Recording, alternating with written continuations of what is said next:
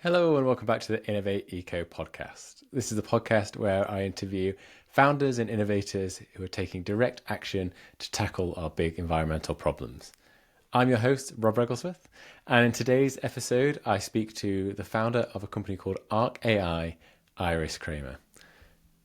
Now, ArchAI started off being a solution for archaeologists, really, to help use machine learning and satellite imagery to find sites and archaeological places of interest and help find things before it's too late and help developers and people that are looking to do things on the land find those things so they can avoid them. But it quickly evolved into much more than that, as we talk about in this episode, and it's now being used as a tool for nature restoration and environmental impact, looking at the past for clues of what we should do in the future, because that's usually the best way to do things. I won't go into too much detail here. We get into all that in this episode and much more. We also talk about other things like the fact that Iris was Forbes 30 under 30 alumni. We talk about how she went from academia and working in deeptech to taking that knowledge and building a startup, how it's going now, how the raising funding is going, and loads of other kind of actionable insights for anyone out there that's looking to build their own thing, or if you're just interested in how it's going. So without further ado, here is my interview with Iris Kramer from ArchAI. Hello, Iris. Great to have you on the podcast. It's a pleasure to have you on. Thank you. Thanks for having me. I always like to start with a little bit of an origin story, and doing a bit of research, your background seems particularly interesting. So I wanted to dig into that a little bit more. I believe you started training as an archaeologist and scientist and went on into the kind of research world. And then you spotted something bigger and the potential of utilizing AI in the archaeological field. So yeah, I just wonder if you could walk us through that journey a little bit and how and when that shift happened. Yeah, sure. So I studied archaeology and did a master at Leiden University in the Netherlands. And then I really was interested in all the kind of computer technology that people were using. So GIS and analyzing site level kind of data and some remote sensing like satellite imagery and LiDAR. And I thought that was really interesting to bring together. But archaeology in the Netherlands generally wasn't really like technologically at all. So I wasn't really able to do any kind of master program there. So I went to the UK and did a master's here at the University of Southampton. Yeah, I was able to tailor my master's project to bring together all my interests. And I saw that in geography they were using various other softwares even, and we were using in archaeology. I saw that they had some access to software to detect landslides and other kinds of objects. And I thought that looks like really cool and interesting. So I had a module there, and I was like, could we apply this to detecting archaeological sites? And so I went back into archaeology, spoke with my supervisor, and said, okay, can we apply this to detect archaeological sites that we don't know of yet? He was like, no, people have tried that. That's not going to work. Um, and now it's kind of funny, but at the time it was kind of like that. There were Yeah. some people that had hypothesized it and then said no, archaeology actually is too unique. But that argument didn't really hold for me because I was like, well, a landslide is also quite unique. Every time that the land slides from somewhere, it falls slightly differently, and there's some sort of pattern behind it. And similarly with archaeology, if we can decide that I don't know, Roman villas are a class, then surely you would be able to devise some sort of automated technique to find those in the landscape. Yes, they're other objects, and maybe it will be tricky for some, but at least if we could work from like totally finding a needle in a haystack, if we could work towards being a little bit more focused and finding some of the objects automatically, that could be a huge benefit. So I wrote my dissertation and applied some of those softwares that were used for landslide detection. I think it was like, I don't remember the software even. Oh yeah, like object based image Mm. recognition. I think it was called something like that. OB, OBA, OBIA. And it worked quite well to detect burial mounds in this specific area around Avebury in south of England.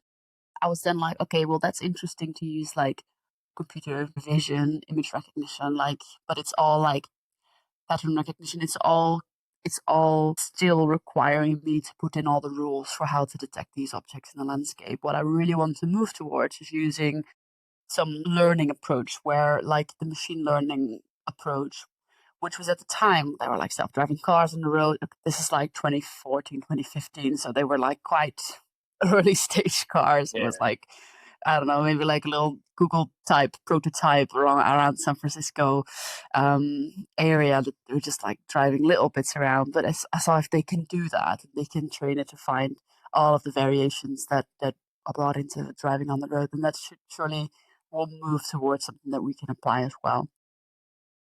And that's when then I was like, all right, so which are the next things that I need to learn to be able to do that? And so then I was like, okay, I need to first learn how to code, and then I need to somehow get into some PhD program that I can further develop this. Um, yeah, then I had like a period of where I did 3 months of a coding course in the Netherlands, back where I'm from. That was good. I enjoyed doing the coding. That's also important to learn. So I thought I could do a bit more of it, and then was able to find through like lots and lots of emailing everyone that I did not know to try to convince them that they put some money behind this and fund my PhD project. But in the end, was successful to get again back to Southampton, not in the archaeology department, but in the computer science department. That's like a strong requirement for me.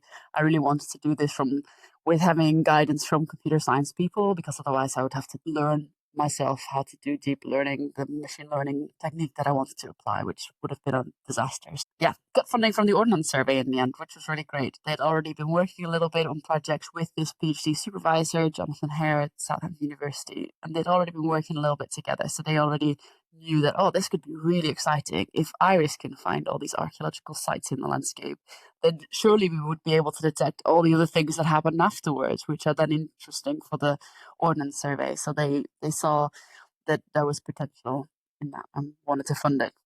Amazing. So just kind of, I guess, back to basics on, I'm not an archaeological expert myself.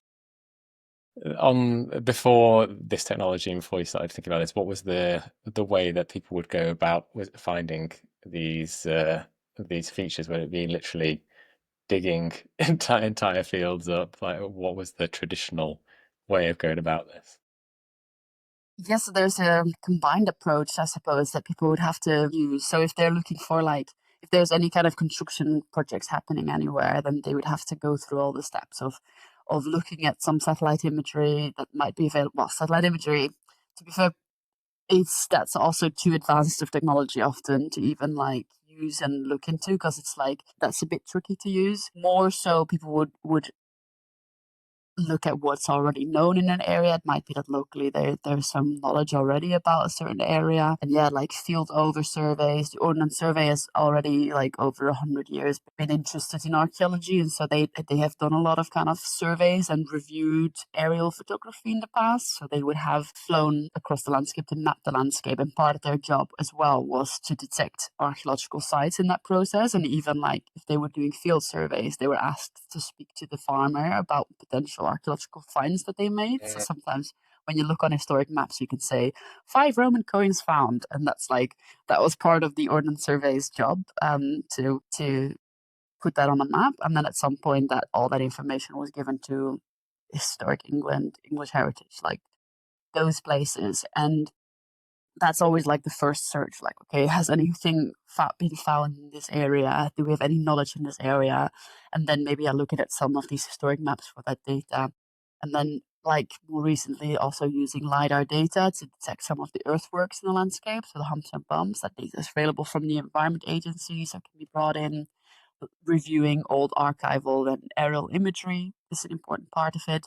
And that's like part of your desk-based assessment. And then after that, you decide, okay, is there a likelihood that we find more here? And then they would go in with geophysics. So that would be like a magnetometry or ground penetrating radar, where they kind of like understand, okay, is there more likelihood that there's archaeological sites in the ground still? So that's kind of the process. But then often what then happens is that you only find out about full potential of an archaeological site much later on in the process of that development that you've been proposing on a location. Okay. And so you like that's why it takes like 7 years to apply for planning applications, because it just takes so long. I mean, obviously that's not just the archaeological surveys being done. There are all sorts of reasons why that can take a long time. But yeah, Yeah, I mean, obviously tapping into there is just a question I was going to come on to, the kind of product market fit and like how there's clearly a need for that, and there's a pain point there for a potential end user. But before I come back round to that, I mean, the way I came across ArchAI and yourself was through the work you're doing now on nature and like lost landscapes and things like that. And that's the thing that, in the context of this podcast, that's really intrigued to dig into, but excuse the pun, a bit more. When did that element of I guess there's a few steps before you got there in terms of going from just doing the PhD to building out the company. But what stage did that come in? And I guess for the listeners, could you give a little bit of a flavor of, beyond just the physical ruins, Roman ruins, things like that, the archaeological stuff, what you're now working on in terms of the lost landscapes, nature recovery, that kind of side of things? yeah. So I started the business in 2020, so 5 years ago, and I very much started with like the idea we're going to build like a really complex AI understanding of like archaeological history. So it would be like including LiDAR data, satellite imagery, and we started out like we're going to solve all the hardest problems out there. So we're going to find crop marking, which is like this way that you find archaeology in landscapes underneath, like when the crops are in stress in summertime, because there might Uh, be a wall somewhere and the roots can't grow very deeply over it. Like that was the problem I was going to solve. But then actually the request we were getting in from industry was a little bit more around like, oh no, could you just digitize the historic maps to find orchards for us? I was like, okay, well, I'm just trying to do this really hard thing here about like finding this needle in a haystack with like really difficult satellite imagery to deal with, getting all the different time slices, finding exactly when there's this dry period and all that complex idea. And then they were just like, yeah, we would pay for it if you just digitize a small part of your the map on our estates, like with the National Trust on finding orchards. And I was like, okay, well, that actually that is a really simple problem in a way, because it's just these patterns of this one symbol that you're interested in.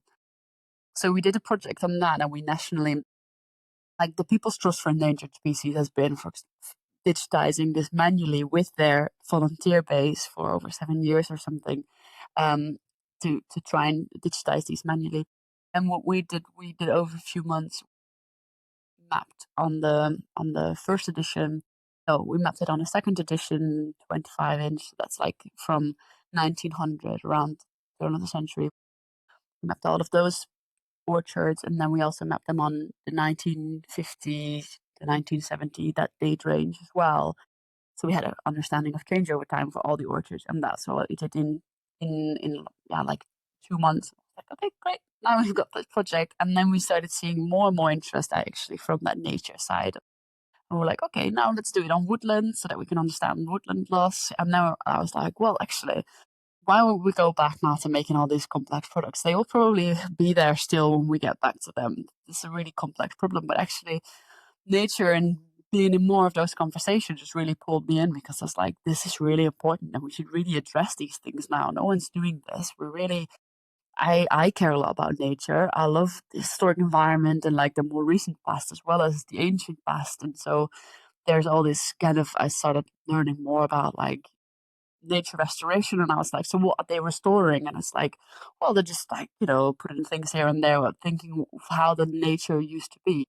Actually, there are ways that we can tell them exactly how nature was, and so restoring to actually a point of yeah, a point in time that is of interest, that also speaks of how the nature wants to be in some ways, like wetlands, for example, being drained over time, and all such impact on the landscape. Actually understanding, okay, this is what it was like in the past, and some of these, you know, I don't know, coastal coastal defense systems were put in by the Romans. So actually, all of historic impact over time is important to understand when you're thinking about nature restorations. Okay, this actually really interests me. So I started to Yeah. then build out from those few case studies that we've done with the Ordnance Survey, and then also with the Forestry Commission to understand lost woodlands, and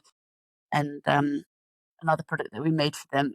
Yeah, and then we were like, okay, let's start building on this more and more. And so now we've got this product available that is lost landscapes, and so we've nationally digitized all the various symbology on these maps. So we know for 1900 exactly where there were orchards, wetlands, reed beds, scrub, and all the various kind of like woodland symbology, but also ponds and field boundaries.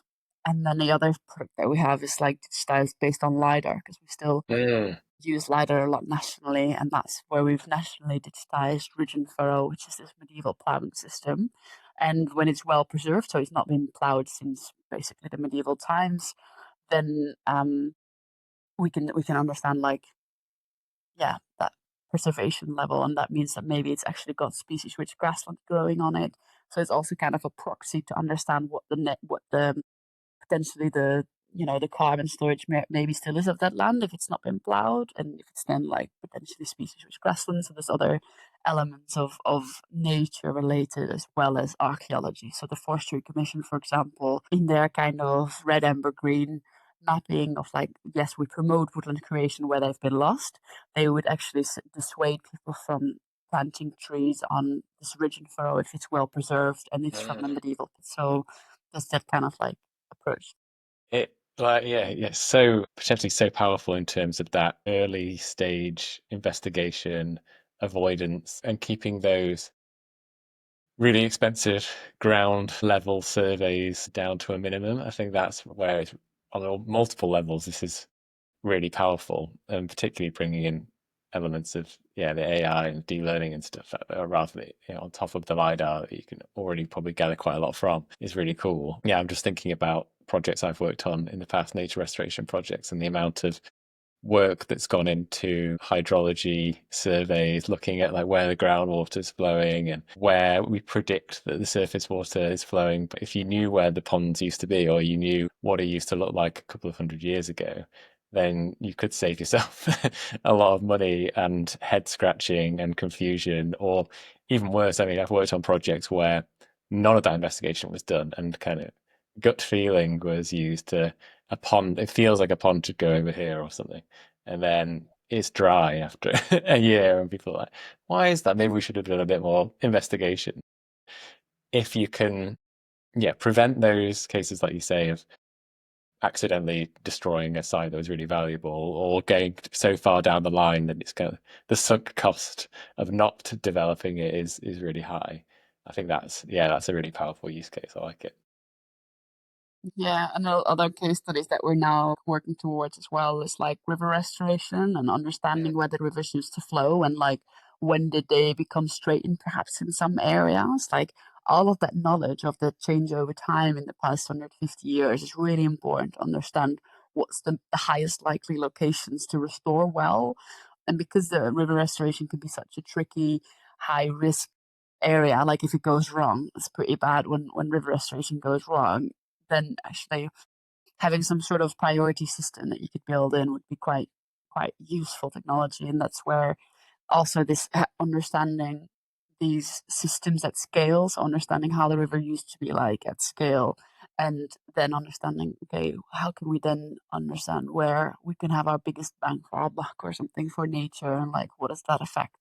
How did it used to flow, and a lot of river restoration now is more like landscape gardening where it's just like, oh, Yeah. just re-wiggle it and it's fine. But like no, there's actually like if you look on our lidar maps and you look on our historic maps and you can see on the lidar that it used to go exactly there, then we why not re-wiggle it exactly where it used to be and where the landscape naturally wants to be.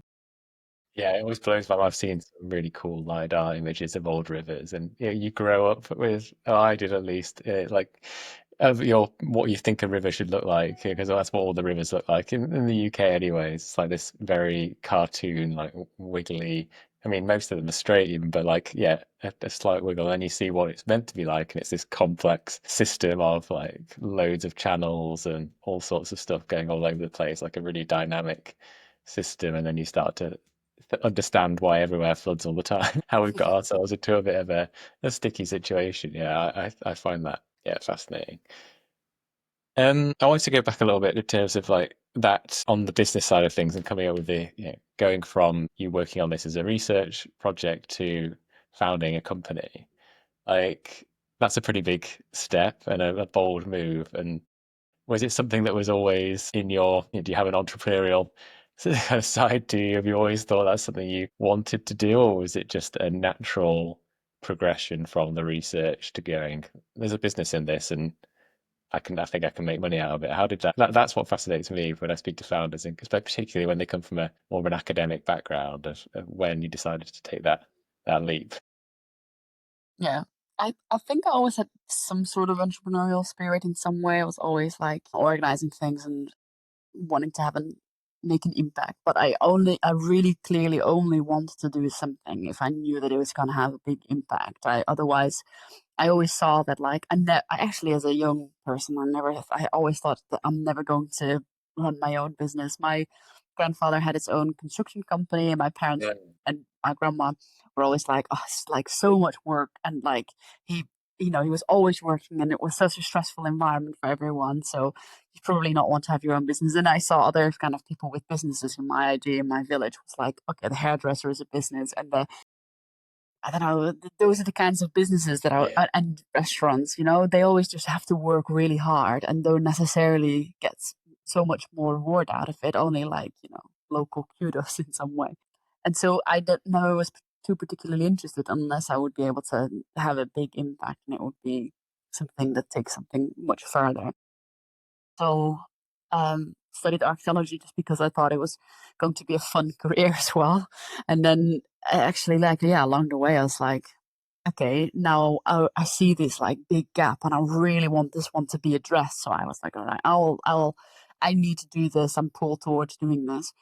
And then when I did the masters and I understood and had the grasp of like, okay, we can really have a big impact in doing more of this. I then did the coding course, and that was Mm. in an environment with a lot of startups, and I could see and kind of feel the energy of the others as well, and be like, wow, everybody's really wanting to make an impact. Like Yeah. maybe some of the companies are, I think, oh, is that you're making a lot of money, but are you really having an impact or something? But still I was like, this is such great energy, and I really enjoy being around these people, and also I want to have that impact. So that's when I started kind of. And then during the PhD, in the first year, I already saw like, okay, the deep learning stuff works. It's going to find lots of archaeological sites. And how do I want to then take this from here? Do I want to just have an academic career where I always have a little bit of an area and start increasing the area sizes, perhaps slowly with various projects across the world? But it's like, no, I think that I want to build. I even said, I think at the start, like my own, like, how research works. You always have to apply for new grants, and that's how you have your non sustainable business model in some way, because you just always are at the whim of some grant body saying, like, yes, this is worth funding because you've written 5 papers of small incremental improvements, and now you're worthy of our money. And I just was like, well, if I could have my own research group outside where we actually have a sustainable model where I can fund my own research, then that would make more sense to me. I would still have to put in all the work, but it would be in a different setting. So that was kind of how I perhaps thought about it, and how I could scale it actually to a national and global level, this detection of archaeological sites. And so yeah, that's kind of the origin story of like how it started. Then Yeah. Go on, yeah. go on. I was gonna say, I guess from that point, that's this one thing to decide that you're gonna do it. It's the next thing, kind of like figuring out what that path looks like. And I know a lot of people's minds when they think starting a tech company, it's like immediately I'm gonna go out and pitch for VC funding or Yeah, something like that, exactly. Yeah. give away this idea like pretty much straight away. Yeah. Was that something that crossed your mind? I know you mentioned the Ordnance Survey funding before. Did you, yeah, where did your mind go next, and how did you figure out the next step in that journey? Yeah. I think early on it was like, okay, I will talk at people that I knew that had done some company outside of after they finished their studies, their PhD. They had spoken to the on-campus accelerator at the university. So I thought, okay, that's a good first place to also go and speak to them, see how they can help me. And I had all sorts of questions around the IP of what I'd created. So I was like, do they own my idea? Do I own my own ideas? I came Yeah. into this with all my ideas. Does the Ordnance Survey own it? And it was all of that kind of question of like, is it even worth pursuing? or will they just take everything away from me anyway, or something like that? And so it was a big learning curve of like, actually, no, this is your idea. Nobody can steal your ideas. The code they might have an ownership over, but you can just throw away the code and start over scratch. That's not actually like IP. And any kind of things that you've already published are already in the public domain as well. So you don't have to worry Mhm. about those things too much. So although the Ordnance Survey might have owned the software, I just started from scratch after finishing the PhD. Yeah. So the concept and know how, that's all like within your own right. So that was helpful. So and then yeah, at the university and the accelerator, um they just kind of like asked me all sorts of questions, like, "Who's gonna pay for this?" And I was like, "Everyone." Yeah, exactly. And then it was just like a journey of just learning how to think like how you own a business and how you run Yeah. that. And I was like, "Okay, so who's in the chain then?" Like, at the end of the day, it's probably the construction companies, but in this chain, there's the archaeology companies, there are the consultancy, like the architecture consultancy companies. So they're in the construction. There's all sorts of like different people involved, and who's going to buy it? Are those the archaeologists that you think you have to sell to? So I spoke to lots of archaeologists and found that those were not the ones that would necessarily buy it because they are already doing this all by hand and they don't see a problem. But the architects or the construction companies, they might actually say like, yeah, but that archaeology part takes a long time. So actually, we do think that there's a problem, and so it was finding the right person to talk to that actually saw that there was a problem, and they also had any kind of funding to put behind it because the archaeologists also are just as all the archaeology companies are working on really small margins anyway. They're mostly like non-for-profits in within the space. So there's not that much kind of uplift that they would get out of doing things faster. It would have to be done directly to the construction companies that were like, oh yeah, and then, like, they've all got a story of like, oh yeah, Stonehenge Road, A44. That is one is like delayed by so long, and we've already put so much money into that project, and the archaeologists and the local, or like community groups keep coming up with like other reasons why we need to delay further, or like we started on the building of this big train line, and then on the first day a brooch was found, and they were like, they hadn't found that one on the map, and so the archaeologists at the end of the day will just have to be brought in then and do the work, even though they've reasonably done everything within their power to put everything on the map, but they just didn't have eyes that could see fully through the soil everywhere, and so they didn't know that there was this like I don't know settlement of some sort that found that Roman road.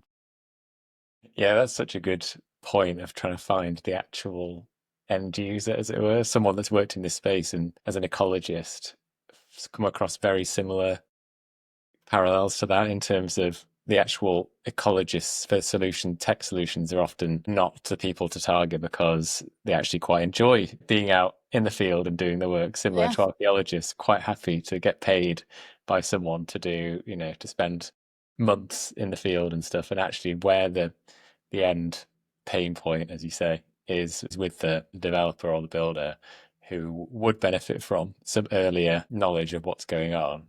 yeah, You mentioned it exactly. before, like what if the archaeologists are already on the project? It's probably too late at that point, or there's already a lot of money that's been spent. So I think that's obviously an interesting journey to go through, and probably a lot of parallels when people are thinking of who to pitch their solutions to. It's often maybe not where your mind goes straight away. The archaeology solution, archaeologist, but yeah, maybe that's not the case, as you say.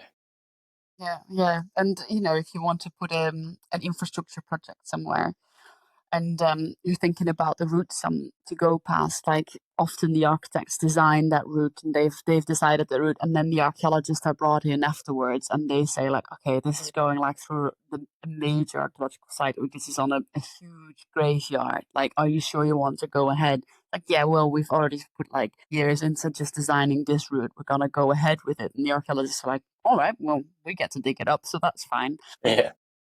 Much earlier on, there needs to be some discussion about like how can we optimize the route, because although archaeologists like to dig up the archaeological sites, as soon as you start digging something up, you're also destroying um, that side. Whereas in situ preservation is like, actually, that's the best archaeological work, is the one that isn't done, because that means that actually it's safeguarded for future generations to dig up at some point, and that way it's like it's best preserved in the ground and not like propped up with all sorts of ways in museums. And I'm saying museums, but like what, two or three site objects Yeah. maybe of that big archaeological site make it to the museum. Most things just end up in huge archival data, like not data.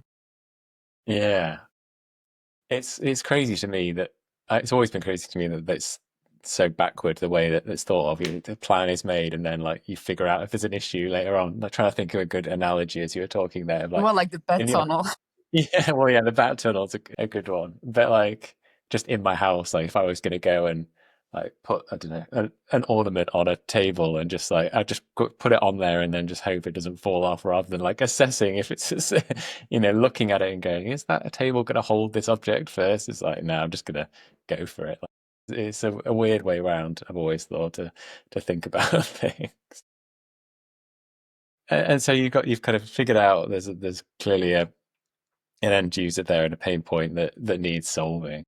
Was there a lot of development work to do from that point, or was it mainly around productizing it, making it more shiny, and doing a lot of the front end stuff to make sure that it was sellable? Like, was there a long way to go after you kind of figured there was a potential fit Yeah, there was actually quite a lot of work had to be done afterwards, because archaeology spans such a long period of history that there are so many different archaeological sites all on top of each other, and to disentangle the Romans from the medieval period from other kind of things that the farmer did yesterday, all of that is all inside of one landscape.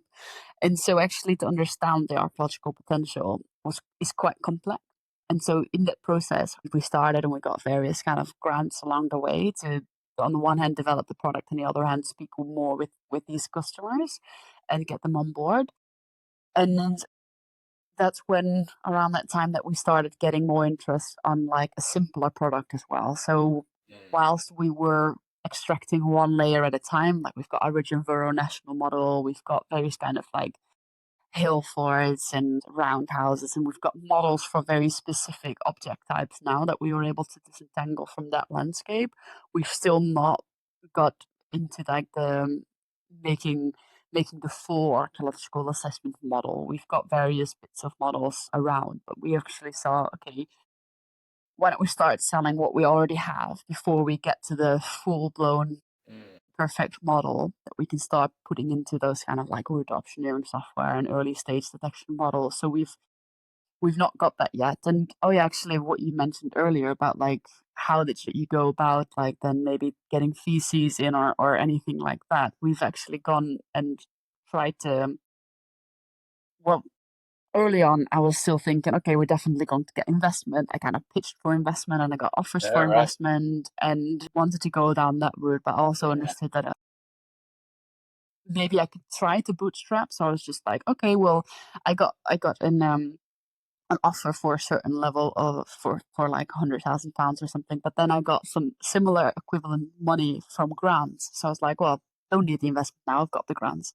Let's get to the next year, and then in the next year I got again like good grants. So I kind of like funded the start of the business through bootstrapping, and now we've got various customers, and we could grow faster if we did take investment right now. And so there's always that thing in the back of my mind, or like, oh, should we take investment now, or should we like actually put this product in the market and then see how well it does, and then we can maybe get like a better kind of deal, or maybe we could fund our own development. So we're still kind of going through that thought process. I think for now, bootstrapping has worked quite well, but it means that we've got a small team and that we're kind of like building products and selling them as we develop them.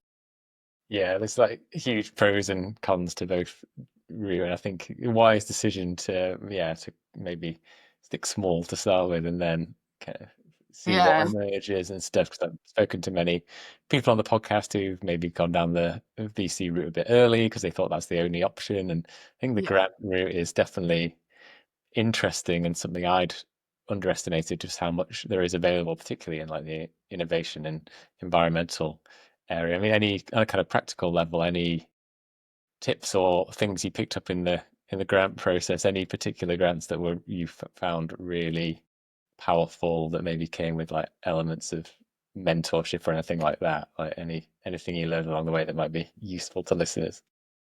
Yeah, I think there are various kind of grants that the useful ones, like the accelerator programs that come with money or otherwise.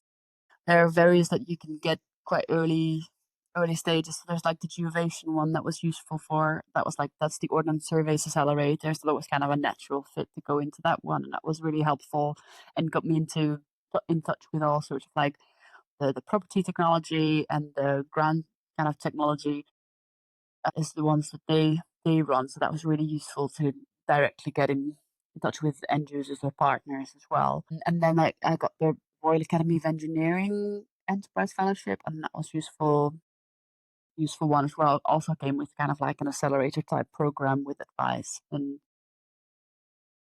like there was a Women in Innovation one for grant funding from Innovate UK. Innovate UK generally is like really good, but also really competitive. But the Yeah. ones that are more generic are hard to get, and a lot of work that you put in that not that high success rate. So generally, we don't apply for those anymore. But applying to anything that is really relevant to your field, so the geovation was really relevant to my field. There are lots of grants in space, so like ESA related, Mm. Space Agency related grants. These are and ESA Business Incubation Center was also a really good one. So there was various kind of those really targeted ones that have a direct like use case and network and everything where you can get a lot out. That was those were the good ones.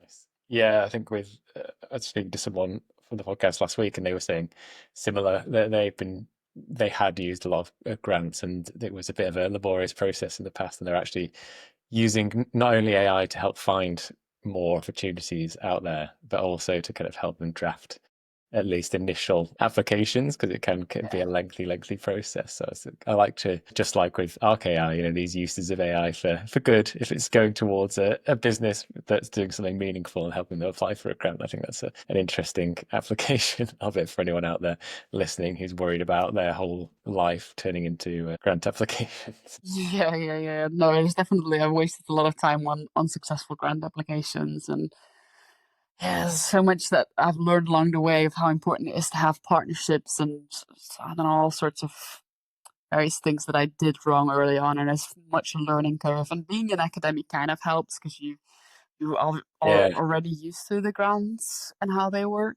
but still, it's a painful process to put a lot of time in and then get like their feedback, or you're so at the whim of like whoever is Yeah. judging your application as well. Like I've definitely had feedback where I'm like, okay, you just don't like it. You don't even understand it. Have you even read my application? And those kinds of things. It's just yeah, we average it out, and we definitely pick out on anyone that's like really bad. I'm not always confident in that. And then like as the product started to take shape and like yeah, through I follow you on LinkedIn and some of the videos you're doing and through the way you're communicating quite a complex idea, I guess, on when you dig into it and when as soon as you bring in words like AI and like machine learning and things like that, particularly end users might start to get confused when you've only got a small amount of time to pitch to them. So with an idea like this that's a bit there's a few layers to it and it's a bit complicated, I guess, like how have you approached um that messaging side of things, like the brand side of things and things like that? How are you kind of continuing to evolve your thinking in terms of because it's something we're not great at, I think, in the environmental sector anyway, of really honing the message for the right audience and getting them to understand why it's a solution they need. So yeah, intrigued to know what your how your thinking's evolving on that side of things. Yeah, I think like when I've been speaking to people about what we do, and I kind of come at it with like a commercial mindedness or something because Yeah. as you start preparing yourself for going from research into industry, people already like try to hammer to me to say like you're not an academic anymore, stop telling stories, you have to sell the product, and that's how you're going to get your customers at the end. You have to leave academia behind. And so that's kind of the mindset I had and the way started speaking to people, but they kind of got deterred by that because we're in archaeology, we're in ecology, and we're like landscapes. And I don't know, they do tell a story, and it is important, I think, to kind of have that messaging. And a lot of the people that are your end users are the people that care about nature, that care about archaeology. That's why we do it, not because only the construction industry Yeah. cares about saving some money. It's because actually the people on the ground want that archaeology to be found and to be telling the stories of local people. And so I've actually come back to the idea of no, we want to tell stories and we want to draw out the knowledge of it. It's not just that we can detect ponds at scale. It's like, well, what do the ponds at scale detections, what do they then actually tell us? Where are these hotspots? Where have they been lost most? Like if we wanted to care about region furrow on a national, or like medieval region furrow, if we want to care about it on a national scale, like where is it still? Where is it where we expected it to be? And although we're not doing all that research, we're making all our data available freely for research as well, so that still Okay. researchers would be able to extract all this knowledge and interesting facts, so that storytelling doesn't just sit with us, but it will also hopefully. And we've had lots of people reach out for both the nature Yeah. side and the archaeology side to be using our data for further exploring it, and that will just hopefully increase the amount of data that this is being used for, and then hopefully more stories are drawn out. So yeah, what I've been trying to do is tell a little bit of the headline facts, I suppose, on my LinkedIn, where I'm just sharing little videos about zooming into ponds and seeing where they've been lost. The various kind of like other habitats that maybe haven't been researched so heavily, like ponds. Everybody knows about ghost ponds now and how they are Yeah. seed banks, and how reviving them can reveal species that have not been seen for 100 years. Like there's an understanding about that that has kind of reached mainstream, so people are interested in those with with the goggles on, but not necessarily some of the other kinds of habitats, like I don't know, osiers. Like what is an osier? Like I've never heard of that, but like that being like a willow bed that is often found next to rivers and water bodies, and then starting to understand the patterns around those, and then being like planted, like the historic maps being created as like a utilitarian thing. It's like a military organization that's making a resource map. So we need to know about our industry, and the industry being like basket making. That's why we need to know why we need to have this kind of willow for the sticks that they create to make the baskets and the fish nets and all sorts, fish traps. So yeah, that's hopefully like some of the stories that I can Yeah. tell about the historic environment and the data that we then find, and then seeing like, okay, so how does that look like in different parts of the country? How did they have this industry? And it's something that is everybody needs access to, like just like everybody would have an orchard in their back garden. Everybody also needed access to the plastic of the time, which is the willow, the osier beds. I mean, it's interesting when you're saying that this that advice you got, like kind of cold hard advice, and it's like you know, yes, there's good advice on the one hand because yeah, you do need to be thinking about who's buying, but there's such a bigger picture to that journey, and storytelling is something that's built into any product or service, and doing it well is you're meeting different people where they're at in terms of what might interest them, what might be there. Someone might be passionate about history, or you know, like you say, learning about their local area, or it might be the nature side of things. And I think there's a broader mission, I guess, to be telling people about what things used to look like and why we need to restore things and why that's important, because that knowledge is getting lost with every generation, right? So I think bringing this back in, there's so much you can do on that storytelling side as a business, on it as part of the broader mission, which will inevitably lead to more customers as well down the line from various, Yeah, probably from you need to industry. make yourself Yeah, relevant.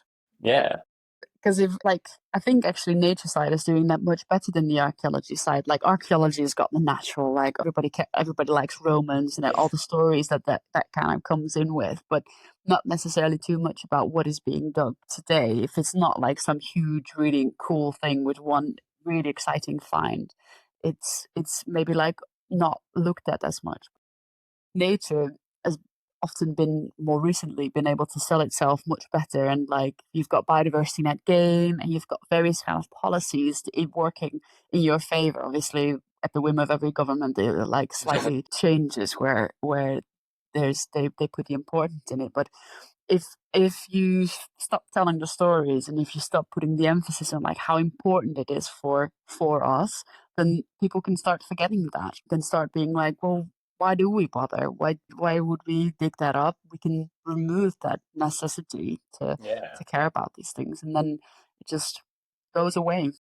Yeah. So as in, I see this all the time. As an ecologist, and took it for completely was in a bubble for ages, not understanding why people thought that a green field with walls around it and just with no life in it, as from a botanical perspective, I couldn't understand why people thought that was natural in nature, and because it just didn't make sense to me. But obviously, if there's generations that don't know what was there before, what the landscape used to look like, there it's going to rely on these kind of tools and stuff. I mean, my mind's going towards like this might already be something you're working on, but there's a lot of cool stuff happening in things like generative AI and and maybe reconstructing like in 3D what some of these landscapes look like. So you're doing an amazing job of that top-down 2D, like looking at where things were in the landscape. Like, is that something that, without getting too ahead of yourself, like what are you?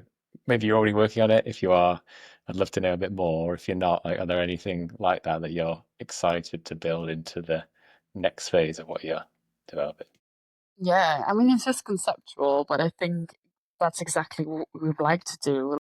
That's the next level in the storytelling, is making it real. On the one hand, you can hear about a statistic, but a statistic isn't alive. Only when you see the pictures, the stories, where you can maybe fly through a landscape of how it was, maybe see it changing from like this being Hadrian's Wall, and then there being like on that side as like this ridge and furrow in the deserted medieval village, and then the other hand it's the parkland and the wood pasture kind of that is on safeguarding that deserted medieval village with its ridge and furrow around it. That like that is really interesting, and that's a live landscape if you can start to visualize it. But yeah, I think one step at a time. We've got all these like great ideas, and hopefully we'll get some funding along the way to kind of build some of these things. And we're working as well with documentary makers. Like Yeah. we will have a story soon as well, of a documentary of bringing a landscape to life and making some discoveries, and yeah, like visualizing that landscape through that process as well.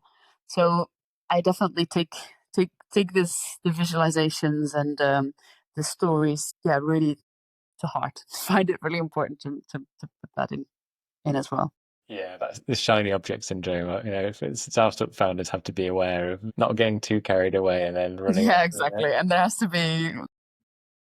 has to be like commercial model attached to it. It's nice to have all sorts of fun ideas, but then it's about like, okay, so who's gonna pay for these cool ideas? Like it surely won't be the community, but like who else is in the chain that cares about this? So we've got various kind of ideas and customers and people in mind. But yeah, can't take too much of our time at the moment, but it's definitely something that further down the line that would be really interesting. Amazing. The other one thing I haven't touched upon was the Forbes 30 under 30 thing that Yeah. congratulations for Thanks. winning that. I mean, is that completely come along unexpectedly, and I guess how has that impacted your journey? Yeah. I'd never even like thought about it really. I was like, let's just like famous people get on that list. Makes sense. But then a friend of mine, also at Southampton University, was like, I want to be on that list and I'm going to put myself forward for it. And I was like, what? You could do that? He was like, yeah, but actually you have to put me forward and I'll put you forward. I was like, okay, sure. So I got on the list, and he got on the list the next year. But yeah, it was pretty cool. Yeah, and I got on to they've got all sorts of sub lists. So actually, they've got quite a few different lists that they put people on. So I was on the science list because I came out of academia at that point. So they put me on the science list. So I wasn't on the entrepreneurship list. There are other people that like I don't know. There's probably some sort of like level which list you want to be on. But no, that was really really cool. But and it kind of like was really good in terms of just the credibility that comes with it, I suppose, in Yeah. some level. So and also the exposure that it got because I was invited to Dutch national television, which is quite Nice. funny. I just like put out my LinkedIn, look, I'm on this list, great. And then this television came in touch and was like, oh, actually, like equivalent to the one show in the UK. So this was Yeah. like a really big show, and they reached out and said, "Yeah, you're like one of 3 Dutch people that got on the list this year. Would you like to be on the TV show with this other Dutch person that came on?" And I was like, "Okay." So it was really cool. It was a Oh, good I love that. I mean, experience. that's a good lesson in just putting stuff out there and putting it on your LinkedIn. Yeah, well, I mean, there's a lot of that kind of like I thought about this mystical world that like famous people, like I don't know, win not famous people, but people that you see on LinkedIn, they win all these awards for X, Y, Z, but it's all just putting themselves forward. And it was quite early on that I started realizing that okay, there's nothing magical about that. They just filled in some forms and then hoped that they got selected for like I don't know, best geospatial company of be on the list of 100 best geospatial companies in the world and I don't know, all those kinds of things. It's just something that you have to apply for, and the magic is not really there, but it's really good kind of publicity that you need kind of to, yeah, for other people to say, this person's good, just like you would get a recommendation of someone if you've done your job well, then you get a recommendation for your next job. You kind of need other ways to promote your business that can go through these lists. Nice. Well, yeah, congrats on making the list, and that's good. That's a good. I had no idea either that you could just apply for it, and I'm glad that your friend also made it on the list because that would have been Yeah. slightly painful for them if not. Uh, well, yeah, I mean, we've covered loads of ground, and it's. I just love what you're working on. There's so much potential. I think it's just a really good case study and lesson as well for how to take quite something from academia and using deep tech and then building that, bootstrapping that as well, and showing that you can do that and you can do so much. And then I know a lot of people I've spoken to who've had ideas and who worked in academia have thought, yeah, I have to go straight down the VC route as you did and kind of do that straight away. But there are other routes and there's lots you can do. So that's really cool. I mean, I just wanted to go fast forward to say 10 years time, 2035. What's your hope for what I guess ArchAI will look like then without getting too far ahead of ourselves? I'm sure you've thought about this stuff. And yeah, the kind of I guess some of the stuff that you're hoping it can the bigger picture stuff that you can solve, particularly on the nature and environmental side, based on what you're seeing.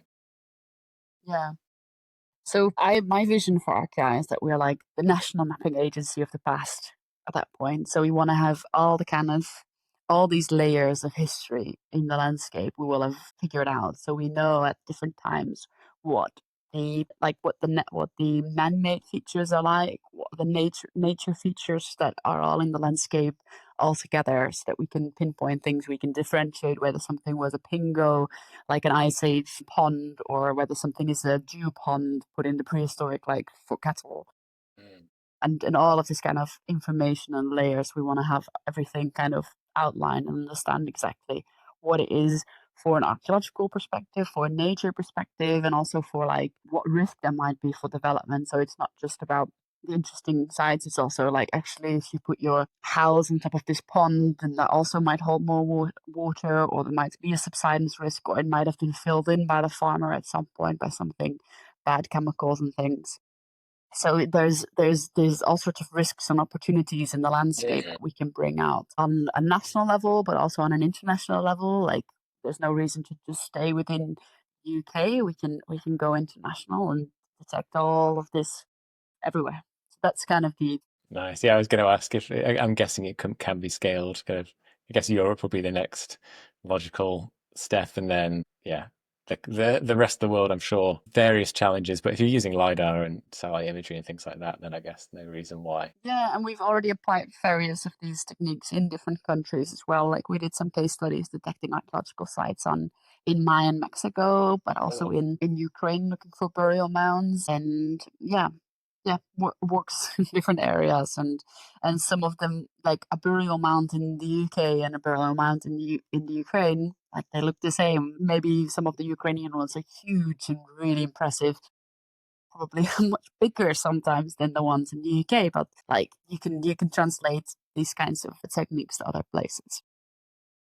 Well, before we go on to the three final questions that I didn't give you enough time to prep for, I apologize in advance, No but worries. hopefully you can make something up if you haven't already. Anything we haven't covered in our conversation that you wanted to cover before we move on to those three questions? No, so good. Cool. Brilliant. So the first one of those questions is called the billboard question. It's basically if you could put a quote, it could be one of your own, or it could be a quote you've heard from someone else that you attribute to them, to put on a billboard in your nearest big city. What would that quote be to kind of inspire action, inspire the change that you'd like to see? Yeah, yeah. It's a hard one, and I guess we'll have to just use one of our own, which is like something along the lines of the keys to the future or in the past, or something along those lines of I like, like yeah, it. I like it. The keys to the future and fast. I mean, there's a lot to reflect on in that statement.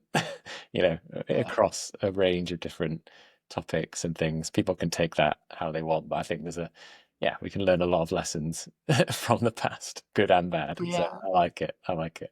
I'm going to get all these made one day, by the way. The second is around books. Is there anything you've read recently or are reading, or it could be even in the past, that you'd like to recommend? Usually, I say kind of in the business or environmental sphere, but it could also just be an inspirational book that you love to recommend.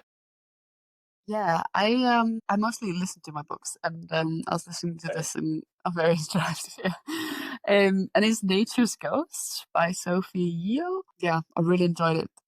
This book, which kind of tells that story about how the historic environment and about the lost landscapes and how they still impact us today, and about those ponds, that the ghost ponds, and about various like more ancient historic stories, and just bringing the whole historic environment and how we deal with it today to life with various stories and case studies from across the world. It was really a great book that I felt like so close to, because it's like, wow, this really, yeah, it's such a good storytelling. Yeah, Nice. Yeah, someone's recommended that to me in the past. I've not read it, but I will do now. It sounds like a good one.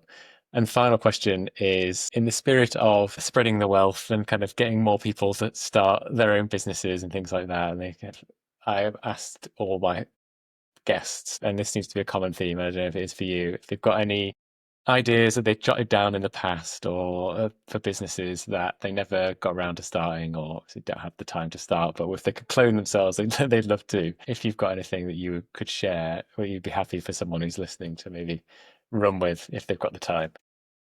yeah. I love gardening, and Okay. I've always been like very much into gardening. Well, not always, but like for many years now, I've been like interested, and I love just watering away in the garden and propagating and doing all these things, and I just really wanted someone like in the Netherlands, for example. Everybody cares about their garden. It seems like everybody's got a nice garden, and everybody in the community kind of like feels it's important enough so that they want to have their garden, even though they don't like gardening. They'll at least make it nice so that the community can enjoy each other's gardens a little bit, even if it's just maintained grass or something. And in the UK, I feel like lots of people just do not care, or don't, maybe don't know how to garden or something like that. And I was always thinking there is an opportunity there, even if it is a subscription service to getting gardening, or like some community approach that like a local government or like through some funding mechanisms could either get people into gardening, or people doing other people's gardens. Some sort of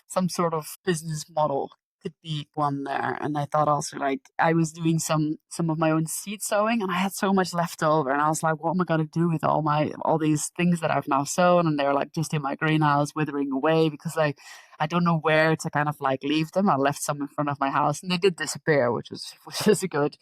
Yeah, I've Is I've one been way the to do it. exact same problem. Yeah, every year. Yeah, yeah. And I thought there's so much more opportunity to kind of get that going. Even just like, I don't know, contacting some people. Like, if you've got a little bit of money to spare and you would want someone else to cut your lawn for you, maybe if they're just doing loads in a row, then maybe you don't need a huge subscription to just maintain um, a garden. Yeah, I'm completely with you. I think in the UK, and I think it's a visiting the US, I think they're even even worse for the kind of idea of just everyone should have a square of grass, or if that's it. And these days, it's even worse. It's astroturf in a lot of cases. So yeah, I think Exactly. I like That that idea. also, like, that's the alternative that people see is like, oh, I need to put tiles here because Yeah, I've I got don't the have time. time to maintain my garden. Yeah, And there's things like sometimes when like the garden gets too big, like I've got this huge patch of like I don't know a certain perennial, and I'm like, okay, I have to divide my perennial. What I'm gonna do with these huge chunks of this beautiful plant? Like I don't know what to do with it. I will just leave it outside in my front garden again. But like I could donate that to this platform that's a great of idea. I local love that. gardeners. Yeah, it's something that I always get annoyed with every year because you plant more seeds than you need and you end up with some left over. And remember when I moved into my last house, the next door neighbor had just moved in and put in a raised bed, but it was too late to kind of propagate anything. And he just said, "Oh, I've got a couple of courgette plants," and just handed them over the fence to me. And that's you've saved me. Like that's Yeah. great. And then they went on to produce loads of food. So yeah, I like that idea. That's definitely a good one. Well, thanks very much. Well, it's been really nice chatting with you, Iris. I really love your journey and what you're working on, and the product that you've come up with in my work in kind of nature restoration. Where I've heard from my company and other companies that I work with, of like, or of multiple people have said, "Have you seen this software? It's really cool. Like, you should, like, I've seen a presentation." So you're clearly onto something good. So yeah, keep up the good work, and yeah, I'm excited to see where it goes. So yeah, really nice talking to you, and excited for all the things that we're doing that you're doing with the company you're working at as well. So yeah, it's a really exciting time to work in this space. Thank you. So that's it for another episode of the Innovate Eco podcast. I hope you enjoyed that interview. I will be back in a couple of weeks with another interview with another founder. In the meantime, I'm doing a few different things. You might have noticed on the podcast, we're doing a podcast side series called The Startup Diaries, which will just appear in the regular feed. That's where me and my brother are attempting to build our own planet positive business called No Longer Known. So if you want to hear about that, then do listen along there, and you can follow us on. You can follow me on various social media. It's usually at RobReg, but I'll put it in the description below. And we're also doing more on the No Longer Known side of things, trying to build a bit of a community and really build that business in the open. So hopefully it'll be useful and will be a nice complement to this podcast series. We're going even more behind the scenes of how you can build a business like this. Also, the podcast is now on YouTube, so if you like watching in video, and you can do that there. And I'm also doing things like a newsletter as well called the Ecopreneur Collective for other founders out there who are building things. So we can all do this together and fail together and learn together and things like that. So I'll leave links to all that in the description below. But until next time, have a great week, and I'll see you then.